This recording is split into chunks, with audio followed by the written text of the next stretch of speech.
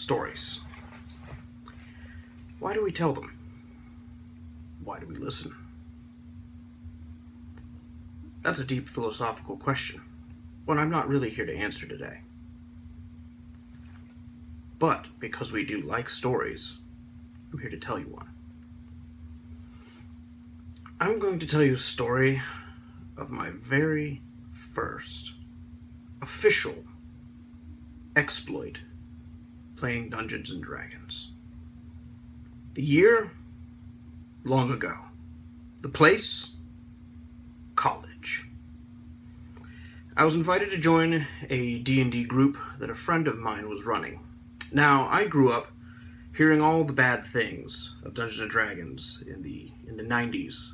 The whole craze saying that it was satanic, influenced by the occult, and those who participated in such gaming activity threatened their souls with eternal damnation. And so, I stayed rightly away from something that could numb my soul.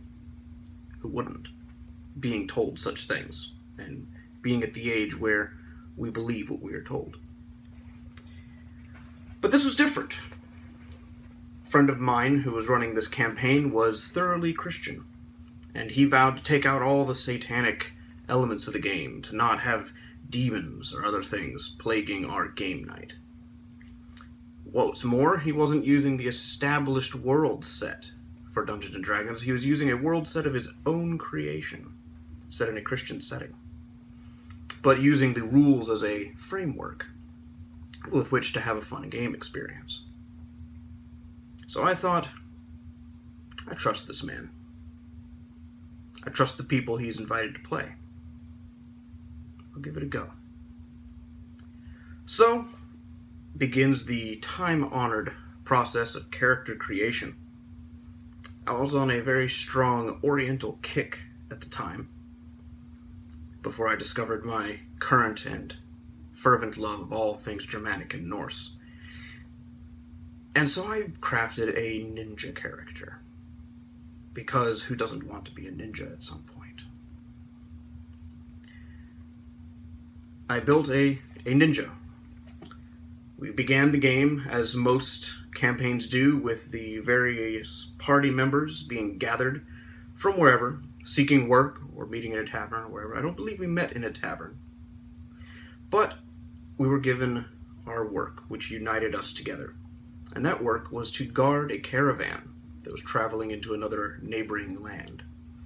The cargo, rare, valuable, live, two-headed anglerfish. I don't know. It was the DM's idea. Apparently they make very good ale, two-headed anglerfish, but you need to keep them fresh. So we travel with these barrels of live, two-headed anglerfish. And we're going through the countryside. We had almost made it to our destination without incident. But this being Dungeons & Dragons, we know there's an incident coming. Even in my wet behind the ears, green stripling manner, I knew how conventions were in narratives. Things were going to go down. And sure enough, we were ambushed by a group of gnolls. Not grassy gnolls, although there was grass and small hillocks nearby.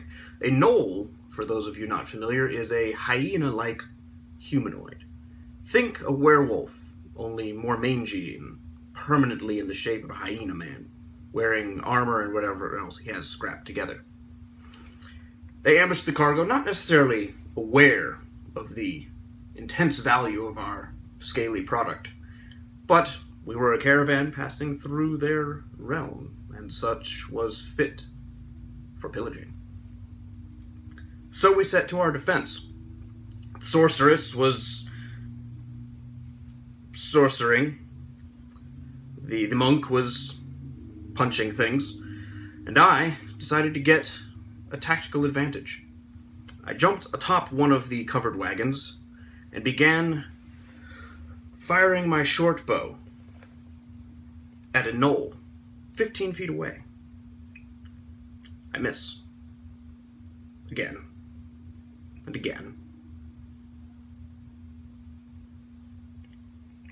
again. And again. And again. I don't know how many times I missed, but most of the combat was more or less done. This gnoll had taken a few hits from other combatants, and they decided, oh, Thrice will get it. It'll be taken care of. And again. And again. And still, I can't hit the broadside of this non-grassy knoll. So I'm getting frustrated, in and out of character. And so, I reach into the wagon. I grab a fish. And I throw it at the knoll out of sheer frustration. 19 on the 20-sided die. The fish strikes the knoll. Now I hit something, of course. But the story gets better from there. You see, the Dungeon Master thought to himself. He thought to himself, the fish is alive. No doubt. A bit perturbed by being removed from its watery environment and launched through the air. It has 2 heads. It's an anglerfish. Sharp teeth. So it makes 2 bite attacks at 1d4 minus 3. Rolls the dice. Both 4s. 2 damage on this knoll. But the story gets better from here. The knoll, I mentioned earlier, had been bloodied in the battle. He happened to have but 2 hit points left. I killed a knoll with a fish. First kill ever in a role-playing game of the pen and paper variety. I killed a knoll with a fish. Such was the occasion, the Dungeon Master decreed that my character would forevermore have weapon proficiency with fish. It was something of a gag, but it became relevant later. In other situations where there were fish to hand and I didn't necessarily have a weapon at the time or didn't feel like expending ammunition, I could always set 2 and hurl a fish. And that is the story of my first Dungeons & Dragons adventure. The first of many, many more. But those are tales for another time. Thanks for watching.